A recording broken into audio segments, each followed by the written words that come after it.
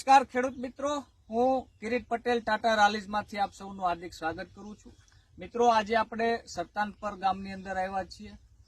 તાલુકો ભાવનગર, જિલ્લો પણ ભાવનગર, અને અહીંના એક ખેડૂત મિત્રએ આપણી ટાટાની ક્લાસ્ટો નામની પ્રોડક્ટ વાપરી છે.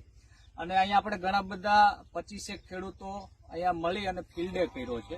તો આજે આપણે જાણશું કે આ જે રીંગણીનું ખેતર છે એમાં ક્લાસ્ટો ક્યારે વાપર્યું છે, કેટલા માપથી વાપર્યું છે, ત્યારે સફેદ માખીનો એટેક કેવો હતો અને અત્યારે શું પરિસ્થિતિ છે, એવો આપણે અભિપ્રાય જાણશું. રામ રામ. શું નામ તમારું? ચૌહાણ અરવિંદભાઈ. ચૌહાણ અરવિંદભાઈ. અરવિંદભાઈ, તમારો મોબાઈલ નંબર? 9825535142. સરસ. તમારું નામ? ગોરધનભાઈ. ગોરધનભાઈ. ગોરધનભાઈ, તમારો મોબાઈલ નંબર? 9925 સરસ. તો અરવિંદભાઈ નું આ ખેતર છે. અરવિંદભાઈ, તમે આમાં ક્લાસ્ટો છે એ ક્યારે વાપરેલું છે? એક દિવસ પહેલા વાપરેલું.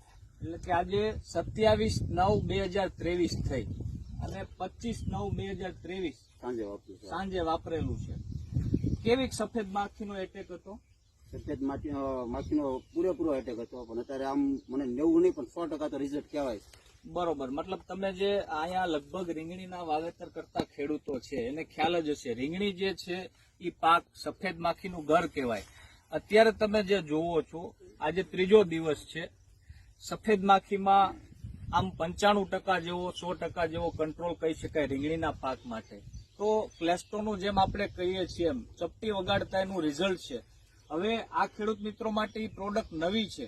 આગળના જે દિવસો છે, આપણી જે ભલામણ છે કે ભાઈ 15-20 દિવસ સુધી એનું રિઝલ્ટ છે સફેદ માખીમાં રહે છે. તો આગળના દિવસો માટે એને અનુભવ કરવાનો બાકી છે, પણ અત્યારે જે એનું કેવું છે કે ભાઈ રિઝલ્ટ છે એ મળ્યું છે.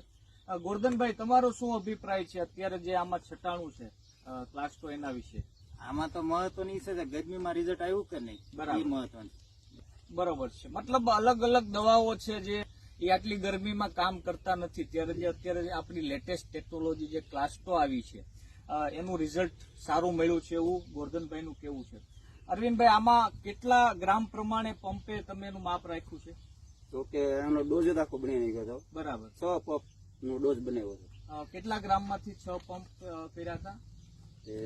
100 ગ્રામ પેકિંગ. 100 ગ્રામ નું પેકિંગ હતું.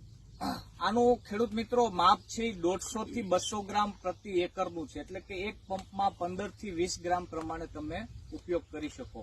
સામાન્ય રીતે જે શાકભાજીના જે પાકો છે, જે સફેદ માખીનું ઘર કહી શકાય એવા જે પાકો છે, એમાં આપણે 20 ગ્રામ પ્રમાણે જો એનું માપ જાળવીએ તો લાંબા ગાળાનું સારું રિઝલ્ટ છે સફેદ માખી માટે ક્લાસ્ટોથી મળી જાય.